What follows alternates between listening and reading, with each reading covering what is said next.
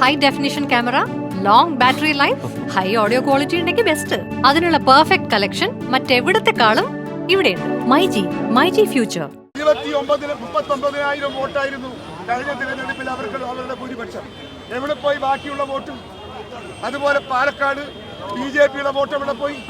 CPMന്റെ vote എവിടെ പോയി?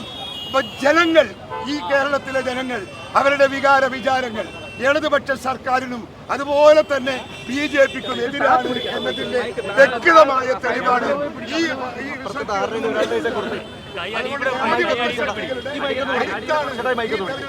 പ്രകടമായത്. അതുകൊണ്ട് ജനാധിപത്യം സംരക്ഷിക്കാൻ മുൻപോട്ട് വന്ന എല്ലാ ജനങ്ങളെയും കേരള പ്രദേശ് കോൺഗ്രസ് കമ്മിറ്റി അഭിനന്ദിക്കുന്നു. പ്രിയങ്കരനായ രാഹുൽ മാങ്കൂട്ടത്തിന് ഒരു വലിയ രാഷ്ട്രീയ ഭാവി ഞങ്ങളെല്ലാം അദ്ദേഹത്തിന് വേണ്ടി ആശംസിക്കുന്നു. കേരളത്തിന്റെ പുതുമുഖ രാഷ്ട്രീയ നേതാവായി രാഹുൽ കടന്നു വന്നിട്ടുണ്ട്. അത് ജനം തെരഞ്ഞെടുത്തതാണ്.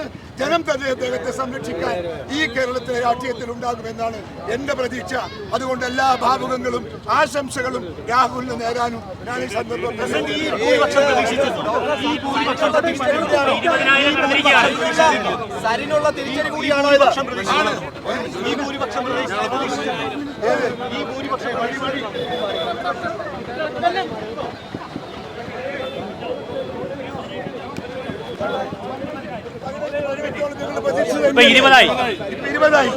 അത് അത്ഭുതമാണ്.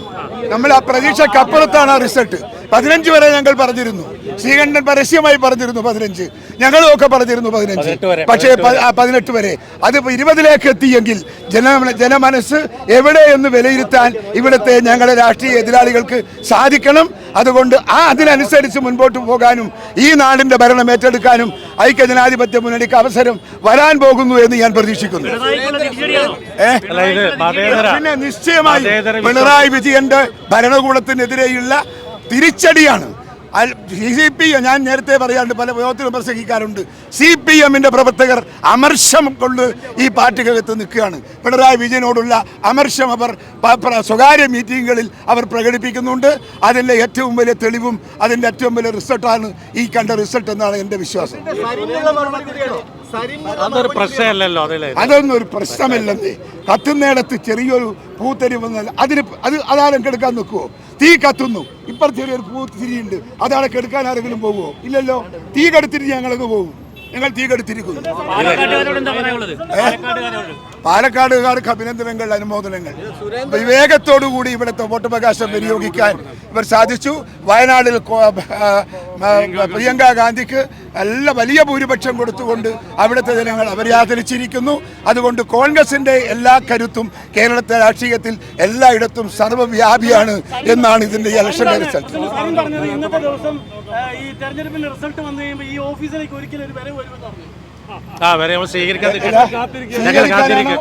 ഇദ്ദേഹത്തെ സ്വീകരിക്കാനാണോ അല്ല അദ്ദേഹത്തെ ഞങ്ങൾ സ്വീകരിക്കാനാണോ? അല്ല, സുഖല്ലാതെ പറഞ്ഞതാ. സുഖല്ലാതെ അതൊക്കെ പല വീരസ്യോ പറയും. MLA ആയാൽ ചെയ്യണമെന്നൊക്കെ പറഞ്ഞു. നഗരസഭയായിരുന്നു എക്കാലത്തെ BJPയുടെ ഒരു ശക്തി കേന്ദ്രം. ഒരു റൗണ്ട്, രണ്ടാം റൗണ്ടിൽ എത്തിയപ്പോഴേക്കും UDF മുന്നിലെത്തി.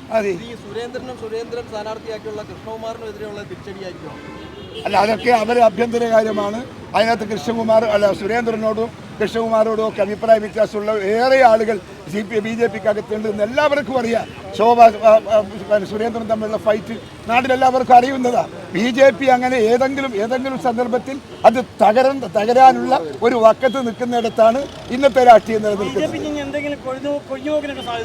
ഉറപ്പായിട്ട് ഇതിന്റെ ഈ റിസൾട്ടിന്റെ പ്രത്യാഘാതം കൊഴിഞ്ഞു പോക്കലാണ് അവസാനിക്കുക.